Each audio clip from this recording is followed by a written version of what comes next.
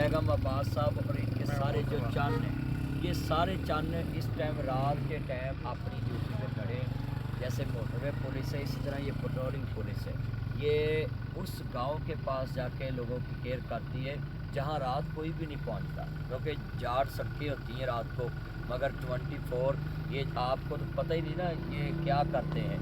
आपको सारे मेरे जितने चंद मक्खन मलाई हैं, इन सब को चाहिए कि जहाँ भी पेट्रोलिंग की गाड़ी खड़ी हो आप इनको सलूट किया करें। ये इनका रात डाकुओं से डकैतों से रब्ता पड़ता है और इतना वास्ता तगड़ा पड़ता है कि कई डाकू मौके पे ये पकड़ के पंजाब पुलिस के हवाले करते हैं और इनका पर्चा दिया हुआ अदालत में जाकर जान छोड़ती है। ये साजबाज करने वाली कोई बात नहीं होती, यहाँ मैंने खुद देखा हुआ है।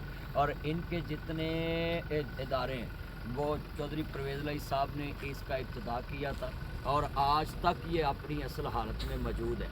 तो मैं अपने सारे चन्नों को पैगाम देता हूँ कि पेट्रोलिंग पुलिस का साथ दें और ये गश्त पे हों। अगर रोकें तो आप अपनी गाड़ी रोके करें, ये आपके फ़ायदे के लिए खड़े होते हैं और ये चौकियाँ आपकी महफूज पनाहगाहें। अगर आपको रास्ते में ख़तरा महसूस हो उस चौकी के आगे गाड़ी खड़ी करें, उनको अंदर जाके बताएं कि ये रास्ते में गाड़ी हमारा पीछा कर रही है, तो इंशाल्लाह आपको ऐसे ही घर छोड़ के आएंगे जैसे माँ एक अपने बच्चे को साथ लेकर जाती है।